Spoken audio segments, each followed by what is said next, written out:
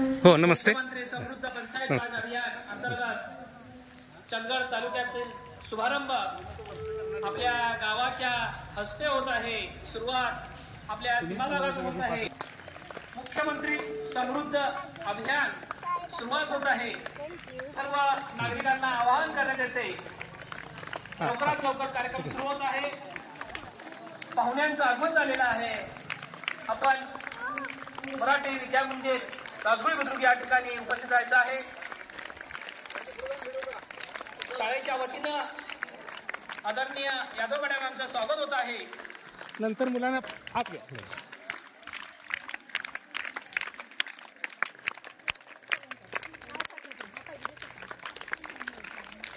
राज अभियान याची सुरुवात होणार आहे। त्याचा सेल्फी फोटो आपण दिलेला आहे। या ठिकाणी पाहुण्यांच्या उपस्थितीत सेल्फी कार्यक्रमाला सुरुवात होईल आणि यानंतरच ग्रामसभेला सुरुवात होणार आहे। सामान्य नागरिकांना विनंती की या आनंददायी सोहळ्यासाठी आपल्या सर्वांची आम्ही प्रतीक्षा करत आहोत।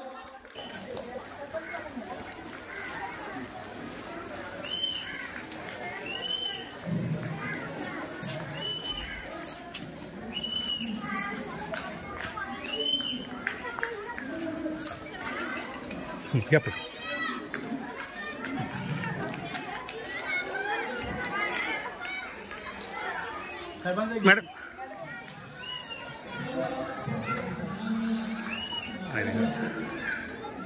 साहेब ना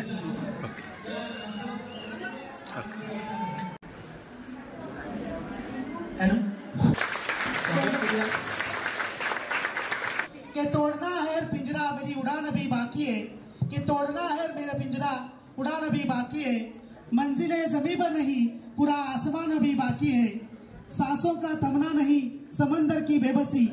लहरों का थमना नहीं समंदर की बेबसी। बाहर खामोशी सही भीतर कहीं तूफान अभी बाकी है। भीतर कहीं तूफान अभी बाकी है। मुख्यमंत्री समृद्ध पंचायत राज अभियान अंतर्गत ग्रामपंचायत स्तरीय कार्यशाळेच्या निमित्ताने विशेष ग्रामसभेसाठी विशेष उपस्थित आदरणीय उषाली यादव मॅडम गटविकास अधिकारी पंचायत समिती चंदगड, त्याचसोबतच आदरणीय ठोंबरे सर विस्तार अधिकारी ग्रामपंचायत विभागाचे विस्तार अधिकारी आदरणीय ठोंबरे साहेब, ग्राम पंचायत अधिकारी, सर्व सदस्य ग्रामपंचायत, त्याचबरोबर आपल्या गावचे पोलीस पाटील काशीनाथ कांबळे या सर्वांच्या उपस्थित दीप प्रज्वलन संपन्न होत आहे।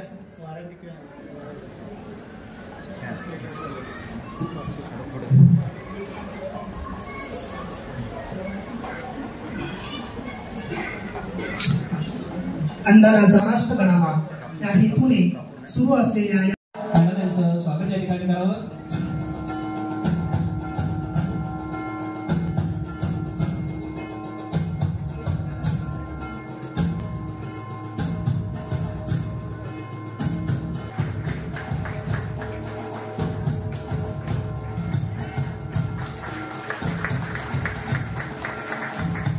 बापू पाटील यांना विनंती करतो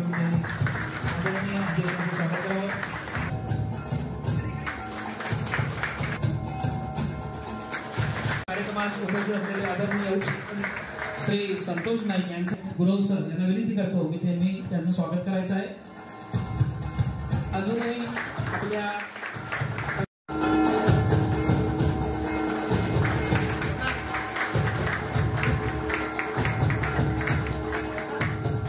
या ठिकाणी उपस्थित गावातील ग्रामस्थ बंधू भगिनी, अंगणवाडी सेविका, आशा, सीआरपी, आरोग्य विभाग, शिक्षक वृंद आणि इतर आभारवृद्ध या सर्वांना या अभियानाच्या निमित्ताने मी सदिच्छा देतो। खरोखर या गावामध्ये गेली 2 महिने मी नवीनच या ठिकाणी हे माझा कोणाशी परिचय नाही, पण मॅडम मला वाटत होतं की एवढा उत्स्फूर्त प्रतिसाद मला मिळेल आणि हा उत्स्फूर्त प्रतिसाद जर बघितला येथील नागरिकांचा तर खरोखर वाटतंय की आम्ही या ज्या दिवशी पहिल्यांदा जीआर आला, आपल्या कार्यशाळा झाल्या, तर त्या दरम्यान आम्ही गावातील आमच्या गावस्तरीय कर्मचाऱ्यांची एक बैठक घेतली। कर्मचाऱ्यांची बैठक घेऊन त्यांना त्याच्या विभागाचे जे काही गुणांकन आहे त्या गुणांकनानुसार त्यांच्याकडे माहितीपत्रक आम्ही दिले। मी सर्व संस्थांना विनंती करतो की त्या या ठिकाणी यायचं आहे. नारी शक्तीकडून नारी शक्तीचा सन्मान या ठिकाणी होत आहे. वर जा, वर चढा. The best example of woman empowerment या ठिकाणी आपण बघत आहोत. आजच्या या कार्यक्रमाच्या अध्यक्षा एक आपल्याला नारी शक्ती दिसत आहे, तर आपल्या या कार्यक्रमाची विशेष उपस्थितीत देखील नारी शक्ती आहे. आणि या अशा नारी शक्तीकडूनच झिम्मा फुगडी हा पारंपरिक खेळ जपणाऱ्या, या संस्कृती जपणाऱ्या कार्यक्रमासाठी उत्कृष्ट अशी कामगिरी केलेल्या पुन्हा एकदा नारी शक्तीचा सन्मान. नारी शक्तीचा नारी बुद्रुक येथे ग्रामस्तरीय कार्यशाळा आयोजित केलेल्या आहेत. सदरच्या कार्यशाळेचे अध्यक्ष या गावचे प्रथम नागरिक पाटील मॅडम. या कार्यशाळेसाठी खास करून मार्गदर्शन देण्यासाठी आलेल्या आमच्या तालुक्याच्या कार्यकुशल व कार्यक्षम गटविकास अधिकारी आदरणीय यादव मॅडम, या आदरणीय गटविकास अधिकारी वृषाली यादव मॅडम यांना विनंती करतो की त्यांनी या सभेला संबोधित करावं. तुमचा गावचा चंदगड तालुक्याचा विकास करण्याचं ध्येय उराशी बाळगून उपस्थित असलेल्या आपल्या आदरणीय गट विकास अधिकारी वृषाली यादव मॅडम यांचं पुन्हा एकदा जोरदार काय अजून आपण त्यांचं या ठिकाणी स्वागत करूया. आणि मी मॅडमला विनंती करतो की त्यांनी या ठिकाणी आपलं मनोगत व्यक्त करावं. सर्वांना नमस्कार. ग्रामपंचायत राजगोळी बुद्रुक ग्रामस्तरीय कार्यशाळा मुख्यमंत्री समृद्ध पंचायत राज अभियान यासाठी उपस्थित राजगोळी बुद्रुकचे सरपंच महोदय, सरपंच मॅडम, उपसरपंच महोदय, सर्व सदस्य, माझे सहकारी खंबरे सर, ग्रामपंचायत अधिकारी चौगले सर आणि सर्व CRP ताई, अंगणवाडी ताई आणि सर्व गावातील सर्व ग्रामस्थ, राजगोळी बुद्रुक अंतर्गत येणारे सर्व ग्रामस्थ, तिन्ही महसूल गावातील सर्व ग्रामस्थ, आमचे मुख्याध्यापक, तिन्ही शाळेचे सर्वांना नमस्कार. आज आपण जे अभियान चालू करतोय हे अभियान 17 सप्टेंबरला चालू झालेलं आहे. मुख्यमंत्री समृद्ध पंचायत राज अभियान. हे अभियान चालू करण्याचा उद्देश असा आहे की लोक चळवळ हा तुमचा जो लोक सहभाग आहे आणि आपल्या गावाचा विकास, आत्ताच्या परिस्थितीत आपला विकास ही प्रक्रिया चालूच आहे. पण नक्की तुम्हाला काय अपेक्षित आहे आणि शासनाला नक्की विकास म्हणजे काय, विकास हा चालत जातो. प्रत्येक गरजेनुसार किंवा पिढीनुसार विकासाची व्याख्या बदलत जाते. तो विकास नक्की कसा असावा आणि तो शाश्वत कसा राहता येईल, यासाठी हे अभियानाचा हा उद्देश आहे की याच्यात तुमचा सहभाग होऊन तुमचा गाव आता कोणत्या टप्प्यावर आहे आणि तुम्हाला तुमचं गाव कुठं अपेक्षित आहे की यासाठी आपण काय कामकाज करायला हवं, यासाठी हे अभियान चालू केलेलं आहे.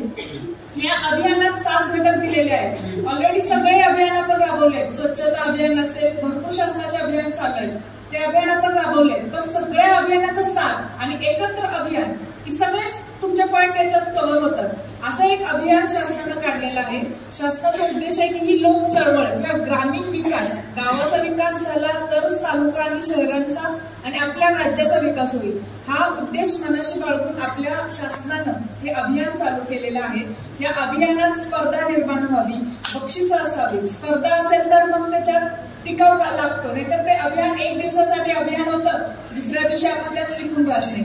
तर या स्पर्धा निर्माण करून आपल्या गावात कसं अभियान चांगल्या रीतीने राबवावं आणि ज्यांनी चांगलं कामकाज केलेलं आहे तर त्यांना आपल्या शासनाकडून खूप मोठ्या प्रकारची बक्षीस, म्हणजे पहिल्यांदा इतकी मोठी बक्षिसं या अभियानात आहेत.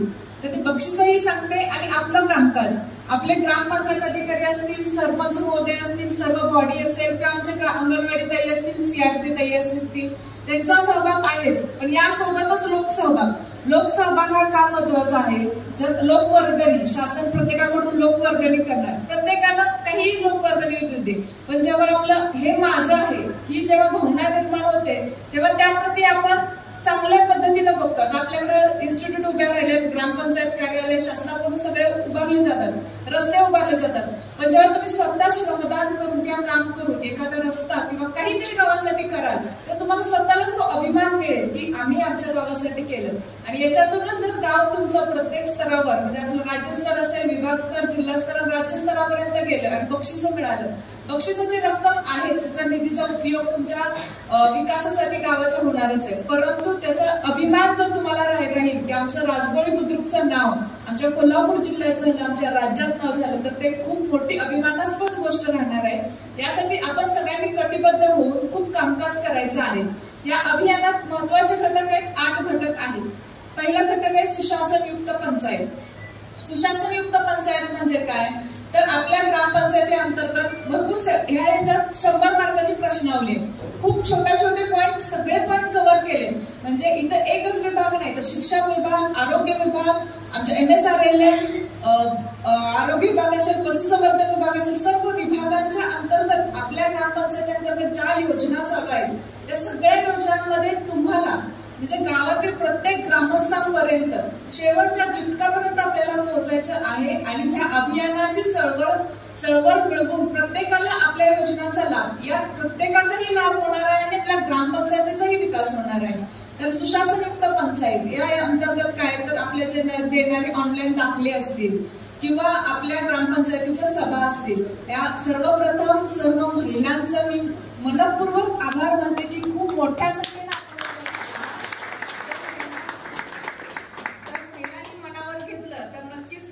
चांगलं होतं. तुम्ही तुमचं घर जसं सुधारत आहात तसं गावही सुधारण्याच्या ह्याच्यात तुमची उपस्थिती दर्शवून येते की तुम्ही खूप चांगलं कामकाज करणार आहात. तुमचा उत्साह दिसून येते. हा उत्साह आपल्याला 3 महिने सातत्यपूर्ण टिकवून असंच कामकाज करायचं आहे. तर याच्या अंतर्गत ज्या ग्रामसभा असतील, तुमच्या महिला सभा असतील, सगळ्यांना अशीच उपस्थिती इथून पुढे व्हावी. यासोबतच आपल्या अंतर्गत आयुष्यमान भारत कार्ड आहे, आशाताई आपला कामकाज करतच आहे. तर पूर्ण गावातील सर्व कुटुंब याच्यात कव्हर व्हायला पाहिजे की आयुष्यमान भारत कार्ड सर्वांना मिळायला पाहिजे. एक प्रत्येकाला 5 लाखाचं कव्हरेज आपण देतोय, याचा फायदा आपल्या सगळ्यांना होणार आहे, शासनानं दिलेला आहे. मग प्रत्येकाचं ते कार्ड निघायला पाहिजे, कार्डचं वाटप केलं पाहिजे. आमच्या आशाताई करतच आहेत. मग तुमच्या सगळ्यांचा सहभाग तुम्ही सगळ्यांनी इथे येऊन त्यांना सहकार्य केलं पाहिजे. दुसरी गोष्ट आहे की दिव्यांगांना UDID कार्ड, आपले दिव्यांगांचं रजिस्टर वगैरे मागच्या अभियानात आपण कव्हर केलेलेच आहे. तर सगळ्यांना UDID कार्ड मिळालं तर ते त्यांना 40% वर ज्यांचं आहे दिव्यांगांना, तर त्यांना शासनाच्या सर्व योजनांचा लाभ मिळू शकतो. हे कार्ड, हे भरपूर त्याच्यात एक विषय आहेत. ते विषय आता ग्रामपंचायत अधिकारी सर्व बॉडी याच्यावर अभ्यास करेल आणि आपण कोणत्या कामात कुठपर्यंत केलेली आहेत आणि काय करायचे यांचं ध्येय निश्चित आता आमच्या ग्रामपंचायत अधिकाऱ्यांनी सांगितलं की आम्ही ऑक्टोबरपर्यंत कामकाज करणार आहोत. याचा अर्थ त्यांचा ह्या शासन निर्णयाचा पूर्ण अभ्यास झाला असणार आहे, कर्मचाऱ्यांशी त्यांचा संवाद झालेला असणार आहे. पण आज ग्रामसभेला बोलवण्याचं कारण की आपल्या गावात काय चाललेलं आहे, आपले सगळे सदस्य प्रशासन सगळं करताय, पण आपला सहभाग तुम्ही किती त्यांना सपोर्ट करताय की ह्याच्यात आम्ही काम करू, आमचं काय सहकार्य हवं तर ते आम्ही देऊ, यासाठी तुम्हाला सगळ्यांना यासाठी बोलवलेलं आहे. सुशासनयुक्त पंचायतमध्ये आपल्याला 16 मार्क आहेत. या ह्याच्यात तुमचं सर्व गाव कव्हर होतं. दुसरं आहे सक्षम पंचायत. सक्षम पंचायतमध्ये सगळ्यात महत्वाचा विषय तो कर वसुली. कर वसुली, घरपट्टी आणि पाणीपट्टी ही आपल्याला 100% करायची आहे. या गावची लोकसंख्या माझ्या माहितीनुसार 2626-27 गाव आहे. मोठं गाव आहे तुमचं, 3 महसुली गाव येतात. मग घरपट्टी आणि पाणीपट्टी या अभियानात 31 मार्च पर्यंत आपल्याला दरवर्षी पूर्ण करायची असते. 100% घरपट्टी वसुली आणि पाणीपट्टी वसुली. परंतु या अभियान आपले 31 डिसेंबर पर्यंत आहे. यात तुमचा सहभाग येतो की तुमची इच्छाशक्ती हवी की आपली जी घरपट्टी आहे ती घरपट्टी पाणीपट्टी आपण वेळेत भरण्यात यावी, जेणेकरून याचा उपयोग आपल्याच गावाच्या ज्या ग्रामनिधीचा आहे आपल्याच गावाच्या विकासासाठी होतो. तर सर्वांना विनंती राहील की 31 डिसेंबर पर्यंत सर्व घरपट्टी आणि पाणीपट्टी वसुली करावी. यासोबतच आपले जे काही व्यवसाय असतील गावात असेल तर त्यांचे जे स्वनिधीमधून उत्पन्न असेल, गाळे असतील, इमारती असतील, तर त्यांचं उत्पन्न हे ग्रामपंचायत स्तरावर त्यांच्याकडून निधी उपलब्ध करून दिला जातो आणि त्यांचीही वसुली करण्यात यावी. तिसरा घटक आहे जलसमृद्ध, स्वच्छ व हरित गाव. आपलं गाव स्वच्छ करण्याची जबाबदारी. गाव स्वच्छ व्हायचं म्हणजे प्रत्येक घर स्वच्छ व्हायला हवं. प्रत्येक घरात आपल्या कचऱ्याचं व्यवस्थापन, ओला कचरा, सुका कचरा याचं व्यवस्थापन व्हावं. आपल्या इकडे तर सगळ्यांचे खड्डे आहेत बऱ्यापैकी, तिथं ओल्या कचऱ्याचं आपण नियोजन करतोय, पण सुका कचरा त्याचं नियोजन करून आपण आता कोल्हापूर जिल्ह्यात प्लास्टिक मुक्त अभियान, प्लास्टिक मुक्त गाव आपण करतो. या याच्यात हा निर्धार तुम्ही सर्वांनी करायला पाहिजे की मी प्लास्टिक वापरणार नाही किंवा एकल युनिट प्लास्टिकचा यूज करेल. असं जेव्हा तुम्ही निर्धार कराल तेव्हाच गाव होणार आहे. तिथं गावाला सक्ती करून सक्ती करून कोणतीही गोष्ट होत नाही. तुमची इच्छाशक्ती हवी. जेव्हा तुमची इच्छाशक्ती असेल तर ते तुम्ही गाव करू शकता. किंवा घनकचरा व्यवस्थापन, सांडपाणी व्यवस्थापन, हे ग्रामपंचायत स्तरावर त्याचे युनिट चालू असतील, त्याची कामं पण चालू असतील, पूर्णही झाले असतील. पण आपल्या स्तरावर ग्रामस्थांचं काय आहे तर आपण ओला कचरा, सुका कचरा याचं व्यवस्थापन, विलगीकरण तुम्ही तुमच्या स्तरावर करा. प्रत्येक घर, माझं घर, माझं अंगण, माझा बाजूचा परिसर जेव्हा आपण स्वच्छ ठेवतो तेव्हा त्याच्यात तुमचं गाव पूर्ण स्वच्छ दिसतंय. आम्ही फिरताना म्हणणार की गाव चांगलं आहे. आम्ही असं म्हणणार की हे ग्रामपंचायतीने केलं. आम्ही म्हणणार गावातल्या लोकांना सवयी आहे, स्वच्छतेच्या सवयी आहेत म्हणून हे स्वच्छ गाव झालेलं आहे. आपला चंदगड तालुका निसर्ग संपन्न आहेच. अगोदरच हरित म्हणून डिक्लेअर आहे. आपल्याला वृक्ष लागवड आहे. पण आता तुम्ही पर्यावरणाची जी स्थिती बघता, आपल्याला पाऊस अजूनही चालू आहे. मे महिन्यापासून पावसाळा चालू झालेला आहे. त्यासाठी आपली स्वतःची जबाबदारी राहील की वृक्ष लागवड करणं. ग्रामपंचायतीला आम्ही टार्गेट दिलेलं आहे, हरित महाराष्ट्र, समृद्ध महाराष्ट्रामध्ये एवढी ग्रामपंचायतीला लागवड केलीच पाहिजे. पण माझ्या प्रत्येक मायबहिणीच्या लक्षात यायला पाहिजे की मी वृक्ष लागवड केली पाहिजे. मी माझ्या नावाने, एक पेड मा के नाम, असं आम्ही विद्यार्थ्यांना सांगतो. विद्यार्थी लावतात, विद्यार्थी त्याचं हे करतात, कारण त्या वयातली इच्छाशक्ती किंवा ऐकून घेण्याची क्षमता असते ना, पण ते विद्यार्थीमध्ये करतात, त्यांना उत्साह राहतो आणि ते पूर्ण टिकवतात. ते हा उत्साह आपलाही राहिला पाहिजे, आपल्या महिलांचाही राहिला पाहिजे की ही वसुंधरा किंवा हे जे आहे हरित करायचं आहे सगळं, याचे परिणाम आपल्या सगळ्यांना दिसून येतात. किती उन्हाळा वाढतोय किंवा किती पाऊस पडतोय. आता सर्व वडीलधारी व्यक्ती आहेत, त्यांनाही माहिती, त्यांच्या काळात ते बोलताना म्हणत असते आमच्या काळात असं नव्हतं, हे आता असं घडतंय. पण हे कोणामुळे घडलं तर आपल्यामुळेच घडलं. या माणसांमुळेच या वसुंधरेची गत झालेली आहे. तर आपण ही सुधारण्यासाठी आपण काही विद्यार्थी तिथूनच घडलेले आहेत. तुमच्या गावातही खूप मोठे विद्यार्थी घडले असतील तर त्यांनाही आपल्या सर्वांनी, सरपंच महोदय किंवा सर्वांनी त्यांनाही विनंती केली पाहिजे की तुम्ही मागे वळून पहा की मी ह्या शाळेत शिकलो, ही शाळेला अजून काय गरज आहे. आणि खूप उत्सुकतेने देतात. आता सगळेजण ही बॅच, ती बॅच, आमची 2010ची बॅच, 2007ची बॅच, आपल्या शाळेसाठी काहीतरी करायचं म्हणजे त्यांचे व्हॉट्सअप ग्रुप आहेत, त्यांचा वापर आपल्याला अभियानासाठी खूप चांगल्या पद्धतीने करता येईल की त्यांच्याकडून आपल्या शाळेसाठी किंवा अंगणवाडीसाठी जे आवश्यक आहे ते त्या अंगणवाडीला त्यांना विचारू की नक्की काय आवश्यक आहे याची मागणी करून ते कामकाज करून घ्या, जेणेकरून आपल्याला लोकवर्गणीचं जे लागणार आहे ते काम पूर्ण होईल आणि आपल्या शाळाही सुसज्ज होतील.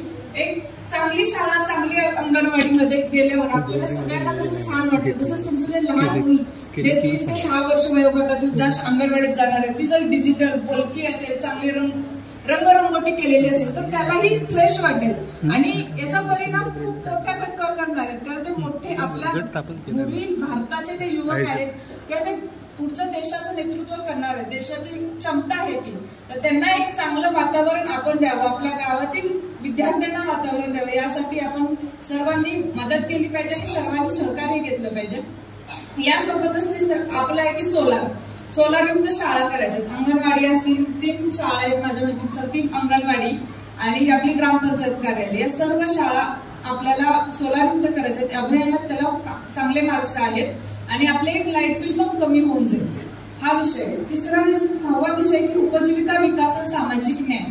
तर CRP ताई आहे, तिथं बचत गट आहेत. आपण बचत गटाच्या माध्यमातून खूप मोठ्या प्रमाणात सर्व महिलांना जोडलेलं आहे आणि त्यांचं कसं उत्पन्न वाढेल, त्यांचा कसा व्यक्तिमत्व विकास होईल आणि त्यांना कशी संधी मिळेल यासाठी आपण प्रशासन काम करतोय. 2013 पासून MSRLM चालू झालं, तेव्हापासून आपण कामकाज करतो.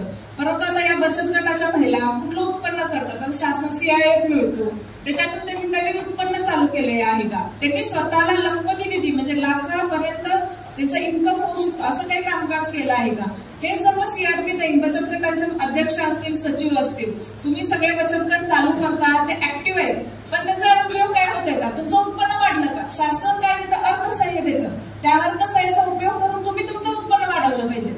की समजा शासनानं तुम्हाला 60,000 CIF दिला, त्यातून बचत गटाच्या 10 महिला, तुम्ही त्यांना प्रत्येकीला घेत असाल काहीतरी डिवाइड करून, मग त्याचा उपयोग तुम्ही उद्योग केला का, एकत्र येऊन उद्योग करून त्या उद्योगाला परत बँक कर्ज मिळते. अशा खूप लिंक आहेत त्या गोष्टी. जेव्हा तुम्ही त्या गोष्टींचा जसा फायदा घ्याल तेव्हा पुढची स्टेप दिसेल की तुम्हाला काय करायचंय. मग तुम्ही जर पाऊलच टाकलं नाही तर तुम्ही तिथंच राहणार. ते पाऊल तुम्ही टाकलं पाहिजे की जेणेकरून आपण पुढचं पाऊल टाकल्यावर आपण काय नवीन, आता तुमच्या इथलं काय असेल उत्पादन, त्याच्यानुसार तुम्ही काय प्रोडक्ट केलात किंवा त्याचं काय उत्पन्न केलं, तर तुम्हाला उमेद मार्टशी कनेक्ट केलेलं आहे, Amazonवर पण तुम्ही तुमचे प्रोडक्ट टाकू शकता, पण त्याचा उपयोग आपल्या इथे झाला आहे का याचा विचार सर्व बचत गटांच्या महिलांनी केला पाहिजे, त्याच्यावर कामकाज केलं पाहिजे. लखपती दीदी याला सगळ्यात जास्त 3 मार्क्स आहेत या अभियानात. बाकी अभियान पूर्ण कामकाज केलं तर 1, 2, 1.5 असे मार्क्स आहेत. पण लखपती दीदीला सर्वात 3 मोठे मार्क्स आहेत. तर सर्व बचत गटांच्या महिलांना माझी विनंती राहील, सर्व सीआरपी ताईंना विनंती राहील की या अभियानात तुम्ही झोपून काम करायचं आहे. आपलं गाव जर आपल्याला राज्यस्तरावर न्यायचं असेल, कारण हे अभियानाची चळवळ, ही लोक चळवळ अगोदरच इतकी निर्माण झालेली आहे. तुम्ही कॉम्पिटिशन बघा, तुम्ही शेजारच्या गावात किंवा शेजारच्या राज्यात किंवा शेजारच्या तालुक्यात जर बघितलं तर हे अभियान खूप मोठ्या स्तरावर चालू आहे. ही कॉम्पिटिशन खूप अवघड आहे, कारण आपल्याला 0.5 मार्क्सवर काम करायचं आहे. तर माझी विनंती राहील की लखपती दीदी या विषयाबाबत आपल्याला 3 मार्क्स आहेत. सर्व सीआरपी ताईंनी सर्व बचत गट तुम्ही याच्याबाबत ह्या अभियानात काय कामकाज करायचं आहे त्याचं एक नियोजन करून याच्यातले मार्क्स मिळवले पाहिजे. याच्यानंतर घरकुल, सर्वात महत्वाचा विषय घरकुल. प्रधानमंत्री टप्पा 2 आवास योजना टप्पा 2 अंतर्गत 52 घरकुलं मंजूर झालेली आहेत. आता आम्ही भरपूर आढावा घेतले की घरं चालू करा, पुढे चालू करा. 22 फेब्रुवारीलाच आपण ही मंजुरी दिलेली आहे. त्यातले तुम्ही 7 रद्द केलेले, ते उर्वरित आहेत. फक्त 7 घरकुलं चालू आहेत. हे खूप कमी काम. जर अभियानात आपल्याला गावाला उतरवायचं असेल, चांगलं कामकाज करायचं असेल तर घरकुलला सगळ्यात जास्त मार्क्स आहेत, 6 मार्क्स आहेत. तर ही घरकुलं पूर्ण करायची आहेत. आता 22 फेब्रुवारी आता महिना चालू आहे सप्टेंबर, एक 6-7 महिने झाले, परंतु काही घरकुलं अजूनही चालू केले नाही. हे अजिबात चालणार नाही. की माझी एक सूचना वजा विनंती राहील तुम्हाला की घरकुलं तात्काळ चालू करायची आहेत. कारण आम्ही आपल्या कोल्हापूर जिल्हा परिषदेने निर्णय घेतलेला आहे की 31 डिसेंबर पर्यंत आमचे 50,000 घरकुलं पूर्ण करायचे, चालू करायची नाही तर पूर्ण करायचे आहेत. पूर्ण करून तुम्हाला 4था हप्ता द्यायचा आहे, मनरेगाचा लाभ द्यायचा आहे. त्याच्या पुढे जाऊन आम्हाला सूर्यघर योजना करायची. तर माझी सर्व लाभार्थ्यांना विनंती राहील की घरकुल कोणत्याही परिस्थितीत या 8 दिवसात सगळ्यांनी चालू करायचे आहेत. कारण तुम्ही घरकुलं चालू केली नाही तर ते पूर्ण होणार नाहीत. 52 म्हणजे खूप मोठ्या संख्येने तुमच्या गावात घरकुलं मंजूर झालेली आहेत आणि खूप वर्षांनी एवढ्या मोठ्या प्रमाणात एखाद्या गावाला मंजूर घरकुलं झाली असतील तर सर्व लाभार्थ्यांची जबाबदारी राहील की त्यांनी घरकुलं चालू करण्यात यावी. घरकुल बाबत तुम्ही सविस्तर आढावानंतर लाभार्थी मी घेणारच आहे. तर माझी या अभियानाच्या अनुषंगाने सर्वांना विनंती राहील, सर्व सरपंच महोदय, सर्व सदस्य, उपसरपंच आणि सर्व गावातील ग्रामस्थ सर्वांनाही विनंती राहील की आपल्याला मिशन 50,000 अंतर्गत घरकुलं डिसेंबर अखेर पूर्ण करायची आहेत. ही पूर्ण तुमच्या गावाची जबाबदारी राहील की ती घरकुलं कशी पूर्ण करता येतील. सर्वांनी यासाठी पूर्णतः सहकार्य करायचं आहे. यानंतर सर्वात महत्वाचा विषय आहे की लोकसहभाग व श्रमदान. या अभियानात तुम्हाला प्रत्येक सप्ताहात म्हणजे श्रमदान ही करायचंच आहे. श्रमदान म्हणजे काय, आता तुमची 2000च्या वरची लोकसंख्या आहे, किमान आठवड्यातून एकदा आणि 201 ग्रामस्थ प्रत्येक जेव्हा श्रमदान असेल तेव्हा उपस्थित राहायला हवे. हे अचूक श्रमदान करून लोकसहभाग करून आपल्याला हे कामकाज करायचं आहे. हे लोकसहभाग आणि लोक चळवळ आहे. हे अभियान म्हणजे लोकांमध्ये ही चळवळ निर्माण व्हावी आणि आपल्या गावाप्रतीची जी निष्ठा आहे किंवा गावाप्रती जे प्रेम आहे ते दर्शवण्यासाठी एक चांगली संधी मिळालेली आहे. सर्व ग्रामस्थांना विनंती राहील की लोकसहभाग हा कायमस्वरूपी, हा 90 दिवस हा टिकून राहिला पाहिजे. प्रत्येक आठवड्यात जेव्हा तुम्हाला ग्रामपंचायत बोलवेल तेव्हा सगळ्यांनी उपस्थित राहून सहभाग घेतला पाहिजे. आणि आपला विषय आहे की नाविन्यपूर्ण उपक्रम, ते तुम्ही 5 उपक्रम करायचे, त्याला 5 गुण आहेत. असे हे सगळे मुद्दे आहेत. यात खूप पॉईंटनुसार आपण केलो तर ते खूप पॉईंट आहेत, ते तुम्हाला सांगितलं तर खूप वेळ जाईल. मग मी आपली सदस्य तुमच्या या सभा होतच राहणार आहे. सर्वात महत्वाचा मुद्दा राहील की लोकसहभाग. सर्वांनी लोकांनी सहभाग होऊन या अभियानात आमच्या गावाचं नाव कसं उज्ज्वल करता येईल, आमच्या गावाचं नाव कसं कोल्हापूर जिल्ह्यात तसंच आपल्या महाराष्ट्र राज्यात कसं राजगोळी बुद्रुक हे नाव येईल, यासाठी सगळ्यांनी इच्छाशक्ती दर्शवून सगळ्यांनी भरपूर काम केलं पाहिजे. सर्वांनी चांगलं कामकाज कराल अशी अपेक्षा आहे आणि आशाही आहे. सर्वांना या अभियानासाठी खूप खूप शुभेच्छा. धन्यवाद. 7 रद्द केलेले आहेत. उर्वरित घरकुलापैकी बांधकाम चालू असणारी घरे 7 आहेत. काही जणांना जागेचा प्रॉब्लेम झाला होता, मध्यंतरच्या लाभार्थ्यांच्या नावावर जागा नाही. आपण तशी चर्चा आमची झाली होती, पण पती पत्नी, मुलगा, आई वडील यांच्या नावाची जागा आहे, त्यांची करारपत्र करून आपण ते आता कामं सुरू करतोय. कारण साधारण पाऊसच वाढला आणि गणपतीनंतर सर्वच लाभार्थींनी आम्हाला सांगितलं आम्ही सुरू करतो म्हणून आता आम्ही त्यांच्या घरपैकी सुरू करतोय. तसं लेखी इंटिमेशन आपण सर्व लाभार्थींना दिलेली आहे.